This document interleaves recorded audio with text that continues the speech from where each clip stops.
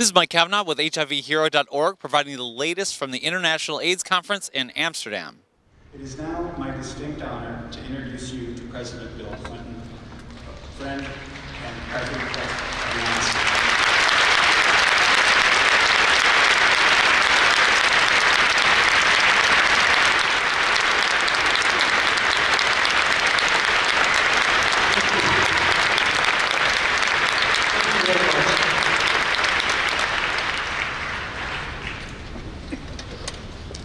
Thank you very much. I'm very grateful to Eric Goosby for his long ago beginnings in the fight against HIV/AIDS as a clinician in San Francisco in the 1980s, to his work in our administration, to his service on the board of the Clinton Foundation.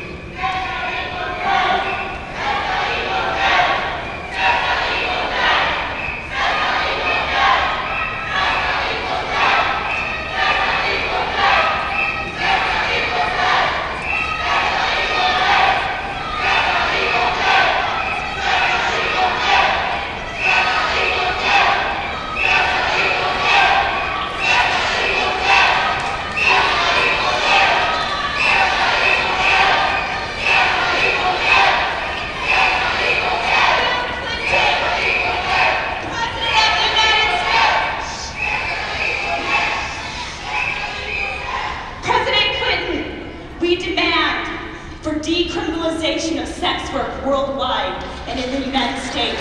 We demand a repeal of Sesta Fosta, which is killing sex workers around the world. We know you have the power still to do this.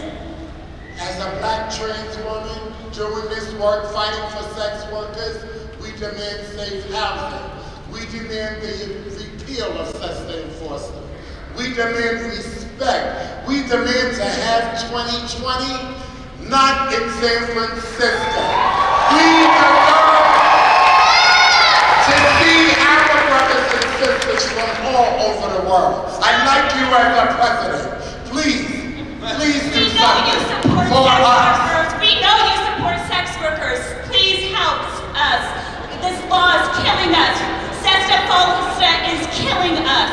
13 girls have gone missing in the United States already, 3 are dead, and we're being assaulted every day, and we're not included in the conversations.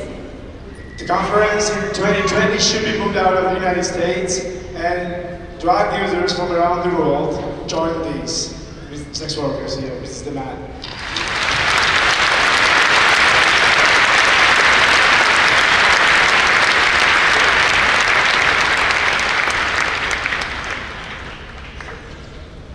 First of all, I'd like to commend the conference on allowing people to come here with a grievance and concern, the right to be heard. Not everybody can be heard.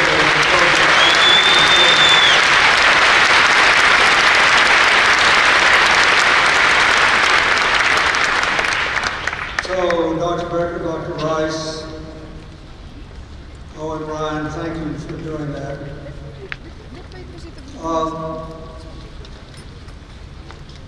I also would like to say just one more word to Eric Goosby. I first heard about him in the 1980s when he was running an AIDS clinic in San Francisco. I know San Francisco is in the United States, and I know that a lot of you disagree with our government on a thing or two. Put me down in that category.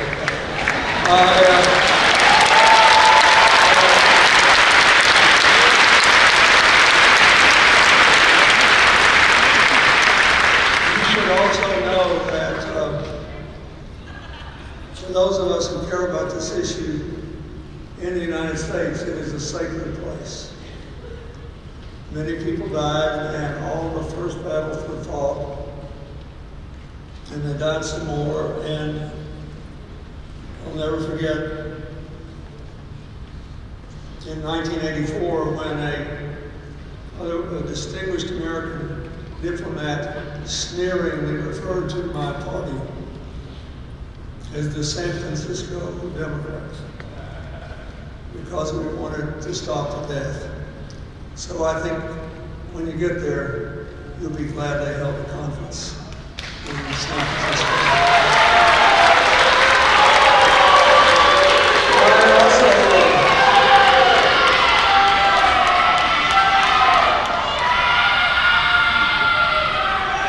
I also want to thank the people who have worked with me these last now 17 years through CHI.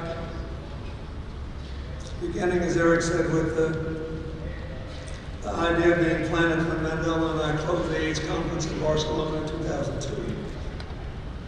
We could not have done this work without the support of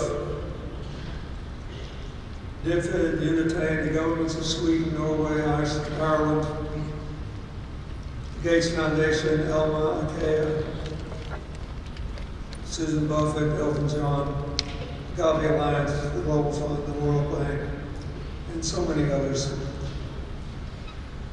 I say this to make a larger point.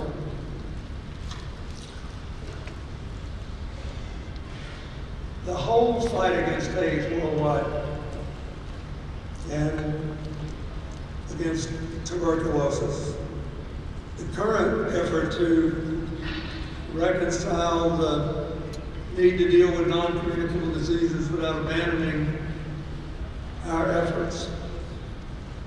All of these things represent remarkable partnerships. There has been no Brexit in the war against HIV and AIDS. And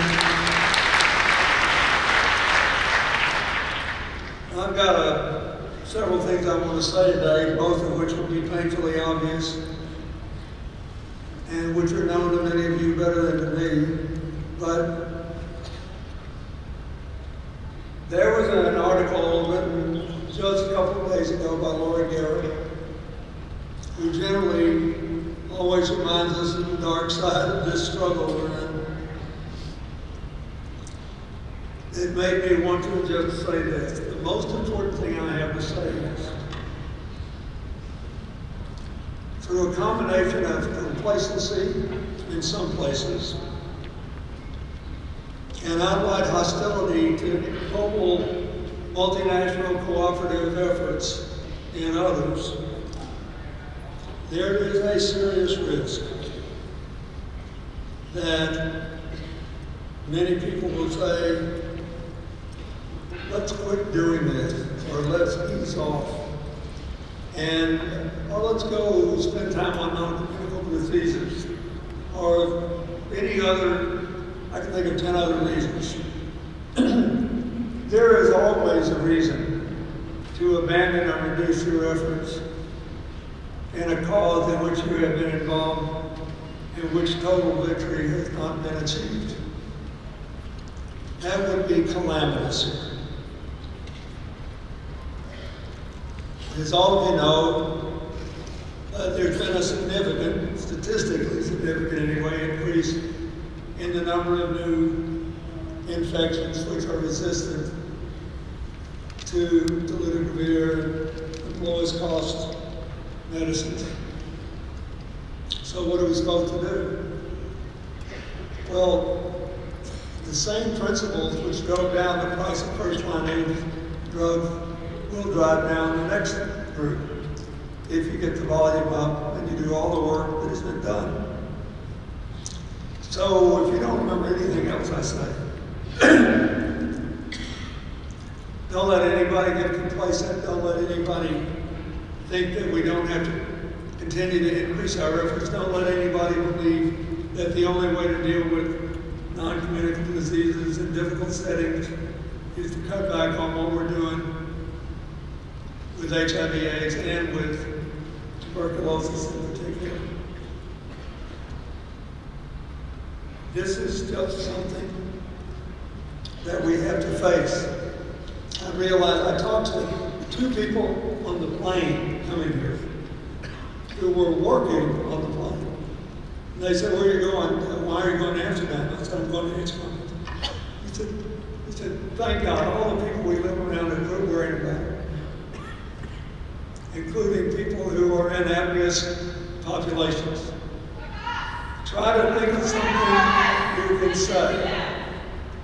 And so I'll start at the end and say that the most important thing is there can be no direction in the fight against AIDS, and you don't want to forget it.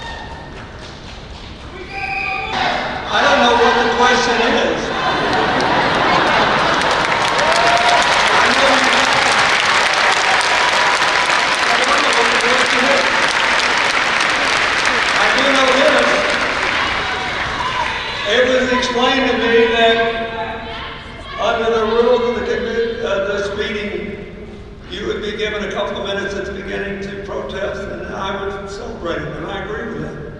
And like often happens, you think we should follow the rules, but you shouldn't. So I don't know what the question is.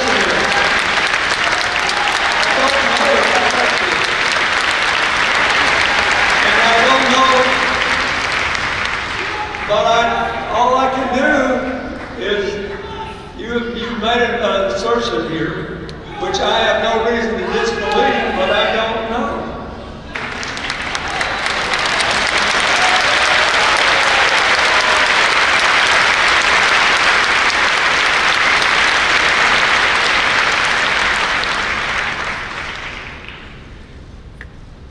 Here's what I think we should think about.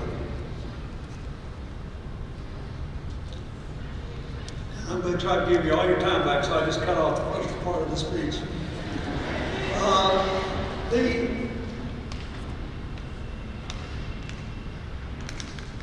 The number of people on treatment is higher than ever before. I think some attention should be given to the other victims of HIV and AIDS, and the other victims of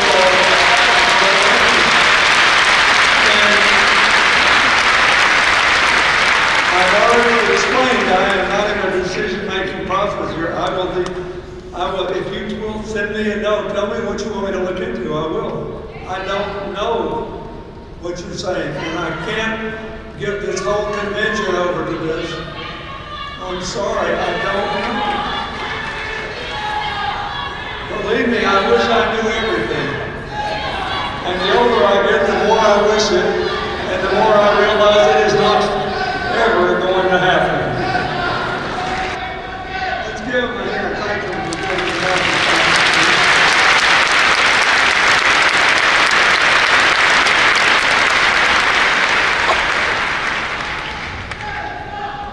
I think where we are today, with all of you know the positive numbers.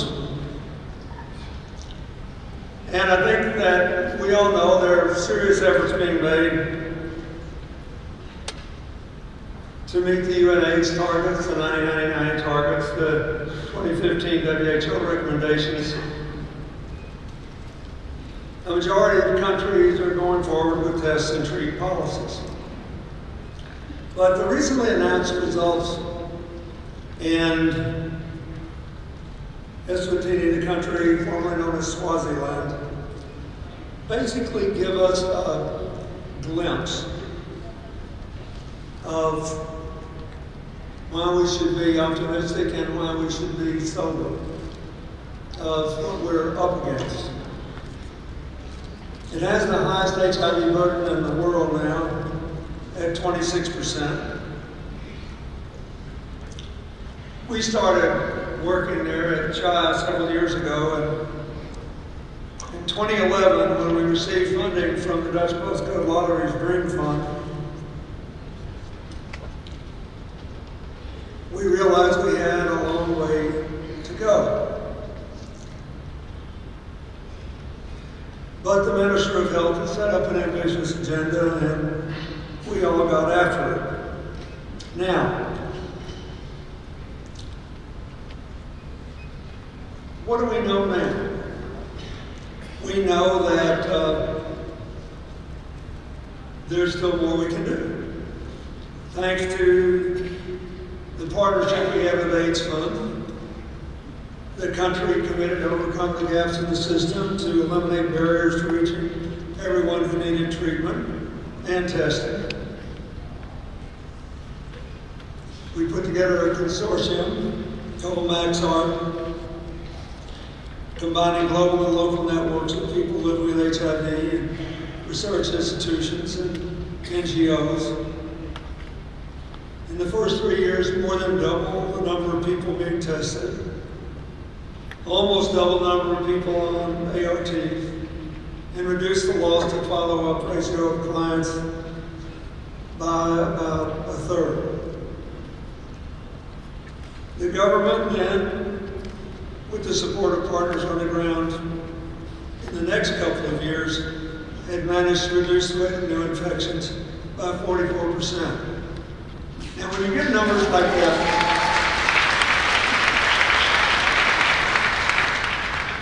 you think, well, we just need to do more of that. And there is some truth to that. But the level of optimism that I have seen in some places also overlooks some of the basic facts we face. For example, 1 in 3, someone becomes infected every 3 minutes. The number of people with new infections has been going down, but held steady in 2017. 1.8 million, that's a big number. And the growing demographics, more young people, especially in Africa, and the growing rate of infections in Eastern Europe and Central Asia, mean that these numbers are going to get bigger. The gender inequalities are pretty breathtaking for new infections, and the burdens on women and girls are going to require special efforts to be addressed. 940,000 people died of age-related illnesses last year, and if that trend is continuing this year, that means approximately 35 people will die while I'm up here talking. Therefore, it's important not to let anybody suggest that we should basically engage in too much self-congratulations or relax. There are more than 15 million people still living with HIV not on treatment. 25% of those don't know their status. Even in high-income countries, we have problems. 15% of the 1.2 million Americans living with HIV don't know their status. And as I said earlier,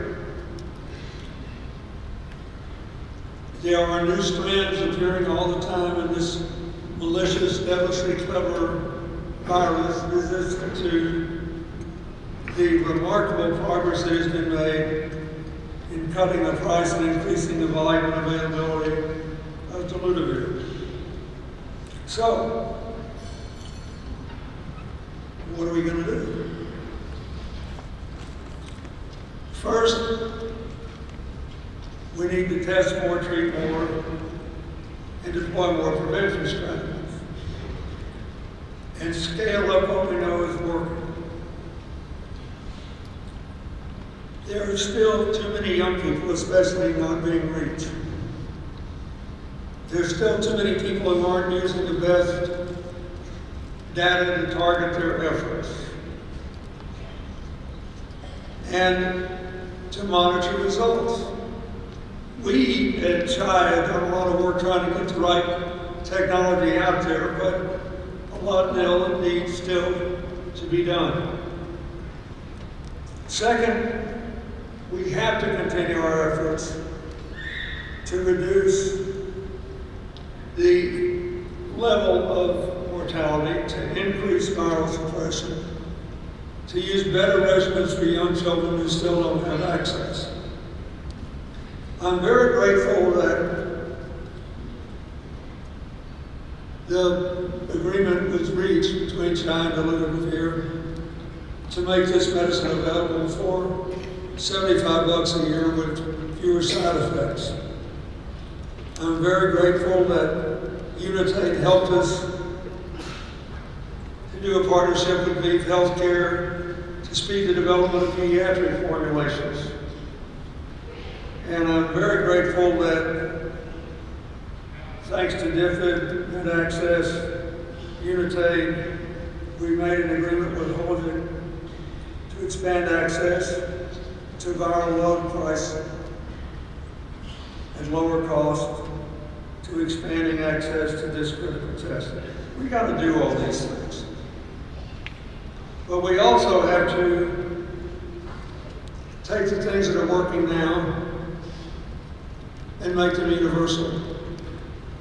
You have made remarkable progress in reducing mother-to-child transmission, but we ought to be at 100%.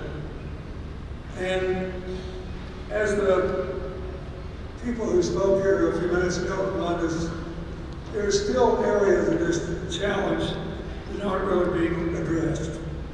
We've got to do more to increase voluntary male circumcision. It makes a big difference in what happens. And I believe we have to fight for more oral PrEP and continue development of promising tools like long-acting injectable PrEP. I think it is important. I must say, I've been somewhat perplexed at the opposition to this. And it's part of the swirling attempt to relitigate all these questions of sexual orientation and sexual identity in the context of the new politics of division that are sweeping the world. All I know is the only really pro-life answer is to save as many lives as possible by treating all these issues as public health issues.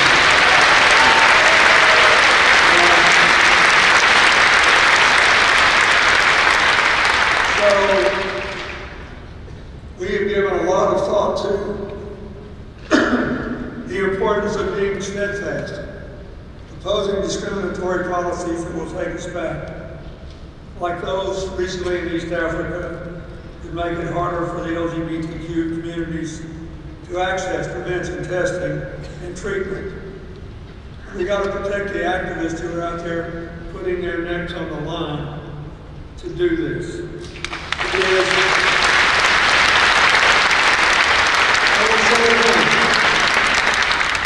If you believe in free speech, you believe in democratic government, you have to face the fact that there will be action and reaction and progress and retrogression. But you have to argue that when people tell you they sanctify life, The test is save as many lives as possible. This is always going to be a public health challenge. You can have your debates on the side about what the political policy is going to be, but save as many lives as possible. I also think this is important to, in this conference, should remind people that TB is still the largest killer of people with HIV. For all of the progress we've made, so everything that can be done to increase screening, treatment, and prevention, and deal with other advanced complications of HIV should be done. Particularly with regard to children who are so very vulnerable to tuberculosis. We're going to have to keep working to get new TB drugs as well. So I'm very hopeful that in just a couple of months, at the first high-level meeting on TB at the UN, we'll be able to make progress, and for obvious reasons, I hope President Modi will go, or Prime Minister Modi will go, and I hope other leaders will go as well. I want to say one other thing about this. I'm glad that there are people who haven't lost their passion for dealing with these issues. But I think it's important to remember I'm in the Netherlands, so I have to say something about two issues. First, in all the years we've been working on AIDS, we've had two people lose their lives in service. Both were Dutch. Both were nurses. In 2006, in Lesotho, Samuel Overway was shot and killed. We still believe it was a case of mistaken identity, but she lost her life just the same. In 2013, a young woman who had just gotten her doctorate in public health and was about to deliver her first child, Healthy Foods, was killed with her partner in the mall terror attack in Nairobi, Kenya.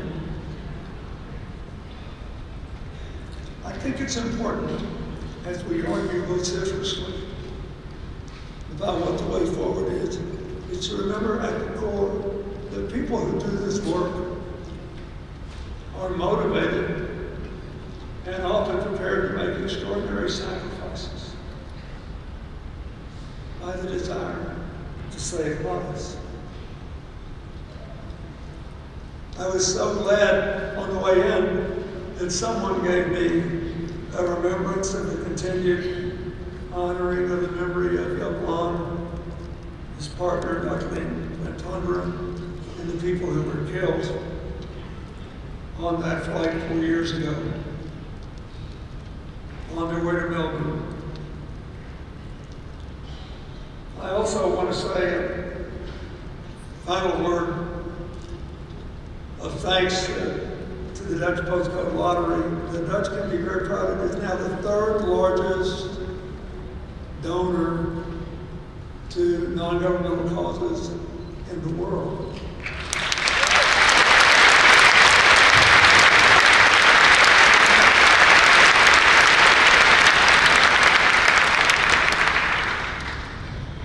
You know, I've kind of gotten used to the Dutch humiliating America in the ice skating races every 4 years at the Olympics. And I love having something to say that 100% of the world ought to be proud of. The Postcode Lottery invests all its own profits back into worthy causes in the Netherlands and then around the world. And I wanted to mention them last because, number one, we've worked with them for so many years, but also because it's important that the people of the Netherlands be praised for keeping in their DNA a concern for the problems of global interdependence for people beyond their borders. And important that we all remember this. There is so much still to be done. I originally had another laundry list of things that I thought I would mention, but it's not as important as a lot of you know this better than me.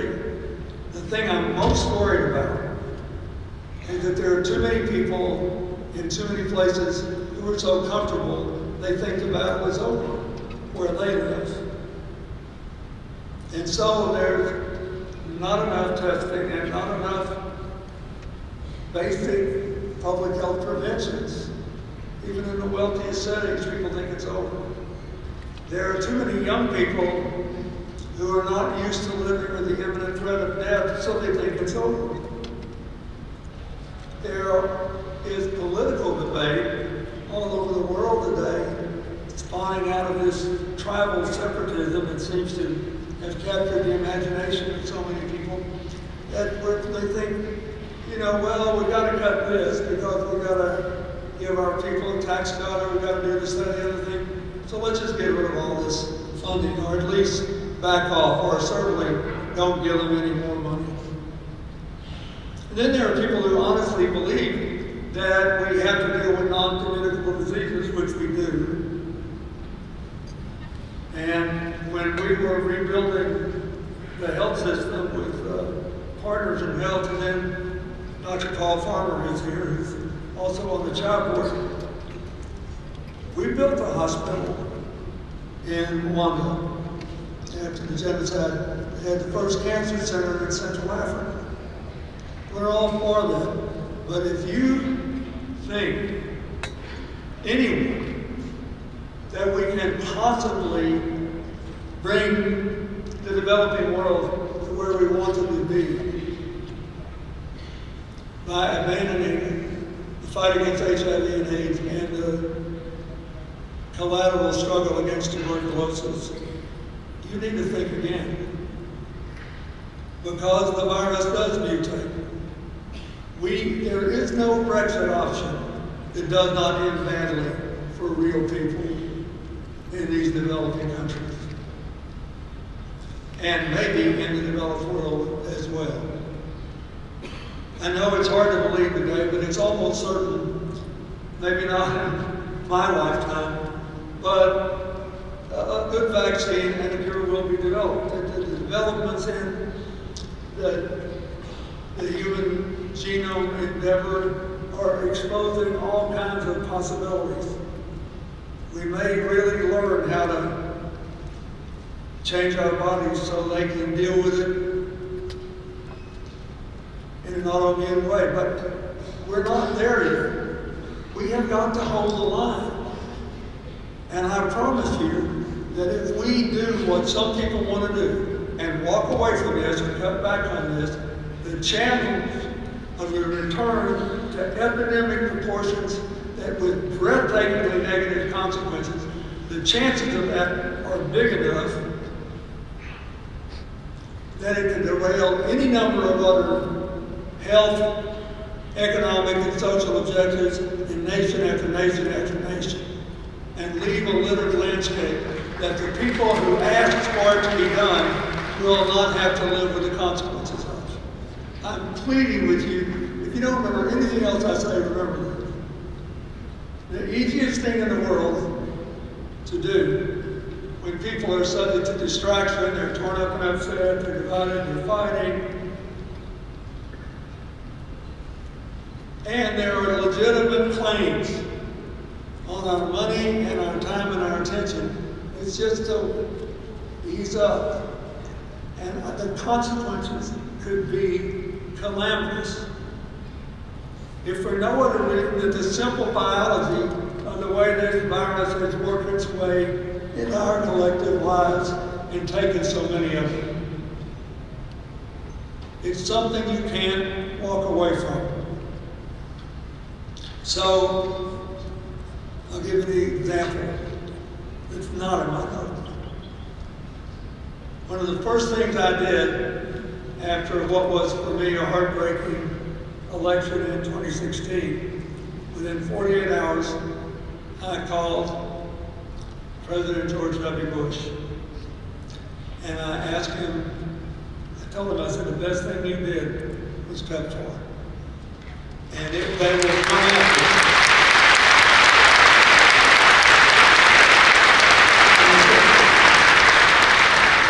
They will come after you. And you can save it if you get the commitments now before anybody is thinking about it. So, I know that a lot of you would like more money put into PEPFAR. I would too. But that's one, the fact that PEPFAR is still being funded at the level it is, that's something you owe him. I called him 2 days after the election, and he did that. And we would be grateful for that.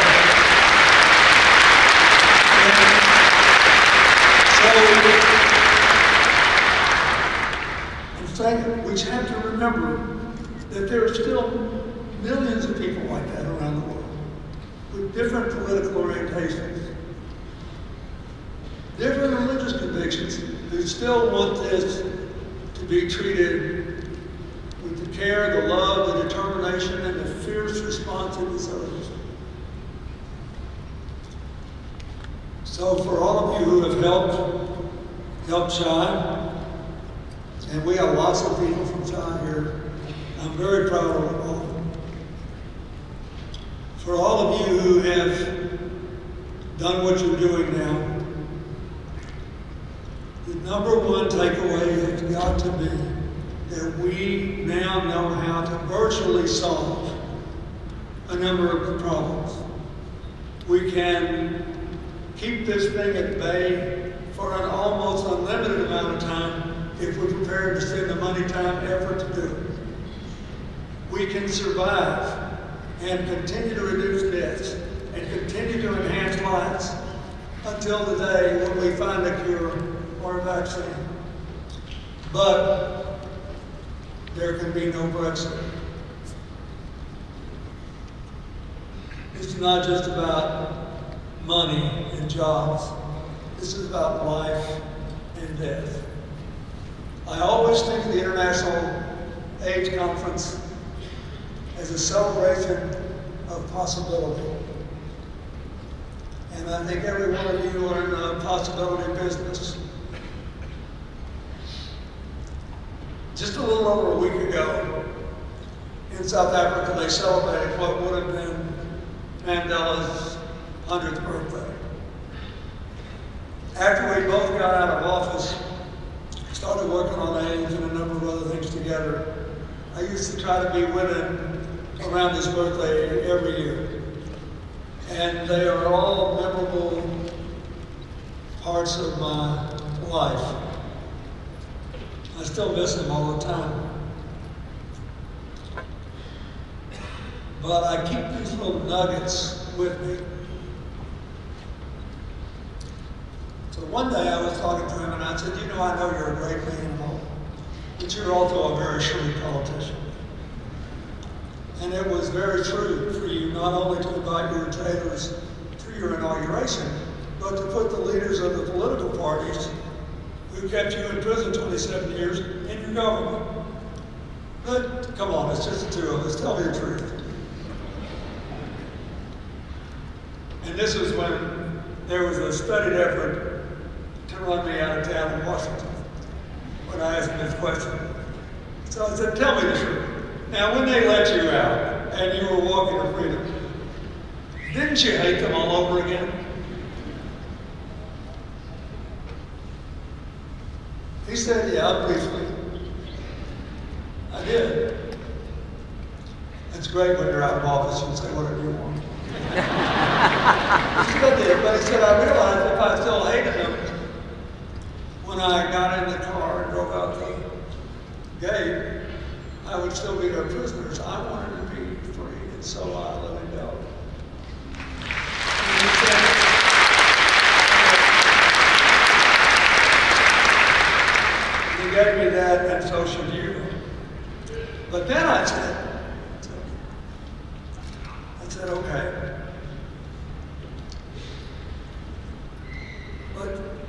how did you get rid of the hatred? How? He said, well, I did it by focusing on the reasons I should hate them. I said, what do you mean? He said, well, look what they did to me. I was abused physically. I was abused psychologically. I didn't get to see my children grow up. I thought I was filled with guilt for making a mess of being a father. In the end, it broke up my marriage. I had to sit helplessly in confinement while the people that I loved and worked with were beaten and shot. He said it was awful. He said, I realized one day in a seething hatred, they could take everything from me. He said, except my mind and my heart. He said, now those things, I would have to go away. I made the simple decision not to give them away. And then he looked at me and he said, and neither should you. And so, you guys are in the possibility business. Have we made mistakes? Yes. Have we been disappointed? Of course. Are we better on some days than others? Yes. But you got to stay in that possibility business. In the end, all you've got that no one can take from you is your mind and your heart. Do not let the headlines and madness and craziness, short-sightedness, the rising tribalism. You know that everything that's unique about you is made more possible, not less, by believing that our common humanity is more important than our fascinating differences. You know that. So,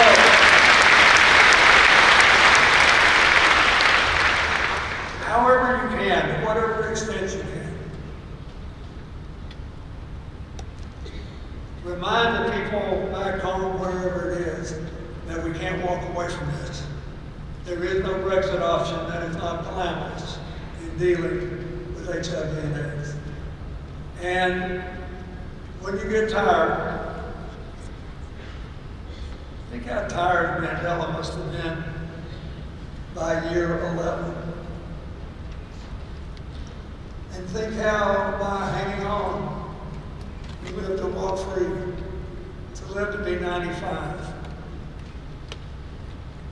And think if he would hear, he would remind you that there are no permanent victories or defeats in life. But there is a permanent attitude which will guarantee triumph or constant trial. So just suck it up and make something good happen. God bless you.